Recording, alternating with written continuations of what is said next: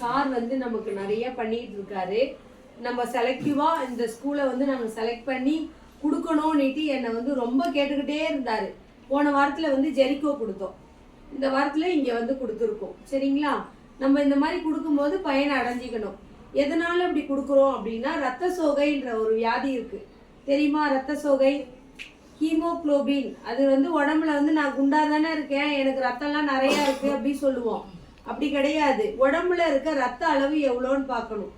அதை பார்த்துட்டு 8 கிராம் கீழே இருக்கிறவங்க எங்களுக்கே தெரியும், நாங்கள் அப்படிதான் இப்போ செலக்ட் பண்ணியிருக்கோம். சரிங்களா? அந்த மாதிரி இருக்க பிள்ளைங்க பயனடையணும் அப்படின்றதுக்காக வந்து கொடுக்குறோம்.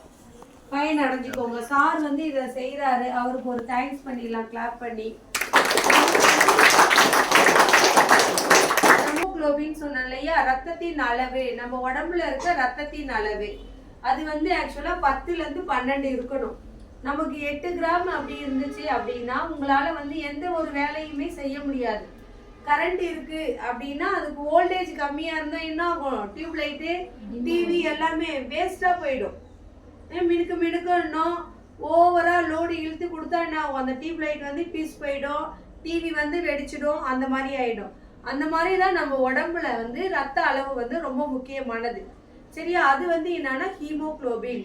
நமக்கு ஆக்சிஜன், மூச்சு இழுத்து இழுத்து வெளியே விடுறோம் இல்லையா, நம்ம பிரீத் பண்றதுக்கும் என்ன தேவை? ஹீமோக்ளோபின் தேவை. ரத்தம், ஒரு சில பிள்ளைங்க வந்து அரிசி சாப்பிடுவீங்க, நோட்டு பேப்பர் அந்த மாதிரி சாப்பிட்றவங்களாம் இருப்பீங்க. அதெல்லாம் சாப்பிட்டீங்கன்னா ரத்த சோகை வரும்.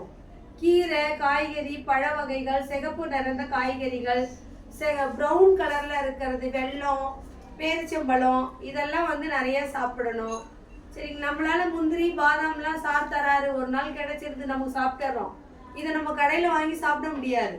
ஏன்னா நம்ம வந்து என்னது, மிடில் கிளாஸ் தான் நம்ம. ஏன்னா நம்ம வீட்டில் 4 பேர் இருப்பாங்க, 4 பேருக்கு நம்ம வீட்டில் வாங்கி தர முடியாது. சரிங்களா? அதனால கிடைக்கிறது என்னென்ன காய்கறி நம்ம வீட்டில் கிடைக்குதோ, எல்லார் ஊர்லேயும் முருங்கை மரம் இருக்கும். முருங்கை மரம் இருக்கா?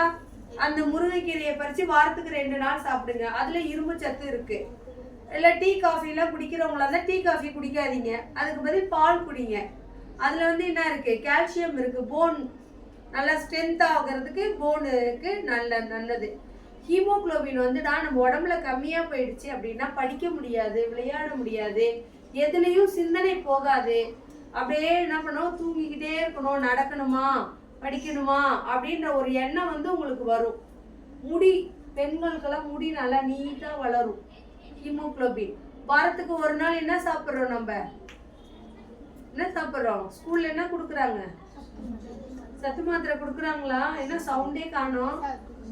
நான் இன்னைக்கு